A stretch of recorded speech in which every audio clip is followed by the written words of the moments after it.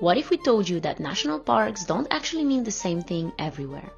We expected wilderness, the feeling you get in a national park where everything slows down and the landscape takes over. The kind of a place when you don't really think about where you're going next, you just move through it and let it unfold. But here, almost immediately, something feels different. Not artificial, just different in a way that's hard to explain.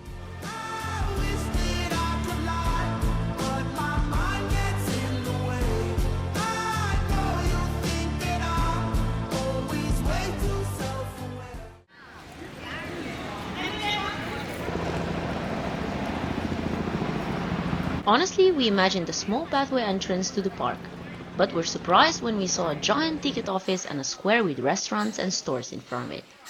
Our accommodation was about 5 minutes by foot from the east gate of the park in the town of Wulingyuan, costing us about 35 euros per night.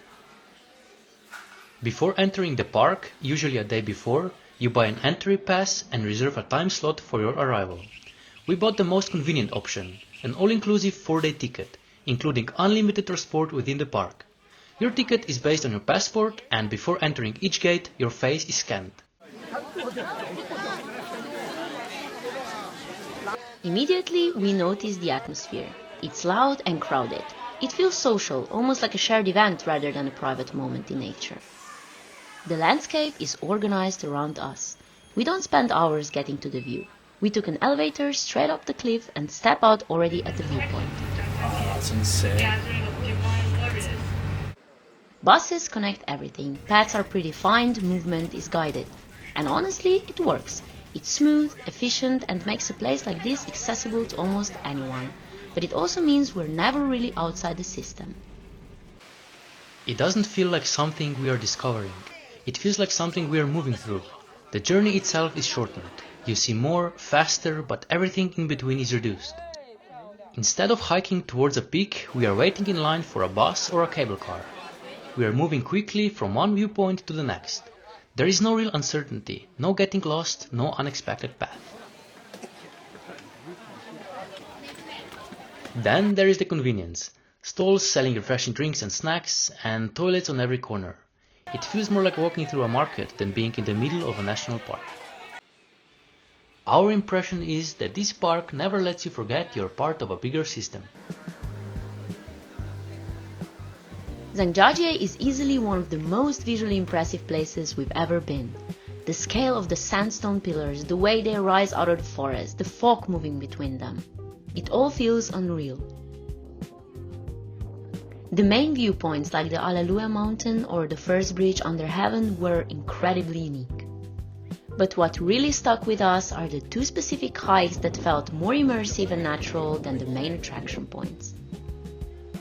First one is a 5 kilometers long trail that runs through the valley, stretching between the rock formations. Unlike the main viewpoints, it's not really about arriving somewhere specific. It's about moving through the landscape itself. Instead of standing on a platform looking out, we are walking through the valley surrounded by pillars.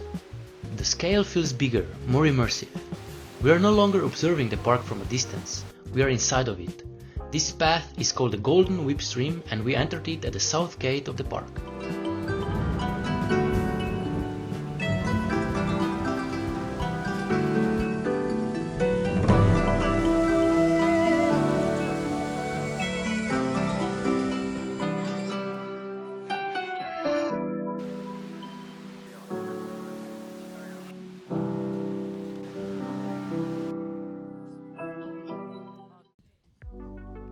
But our absolutely favorite hike was the one to Tianbo Mansion in Zhangjiajie's hidden back area.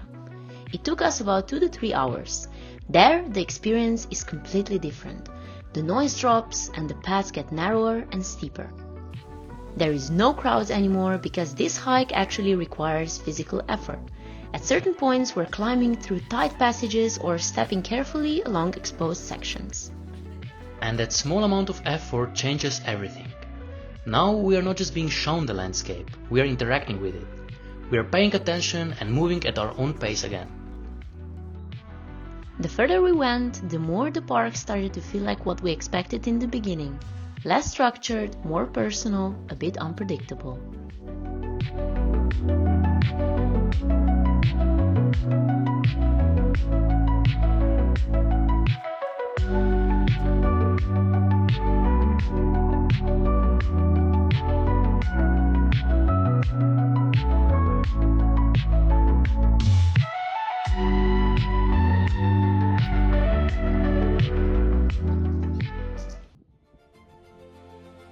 What we learned from our trip is that in China and in the Western world, you're not just dealing with different landscapes, you're dealing with two completely different philosophies of nature.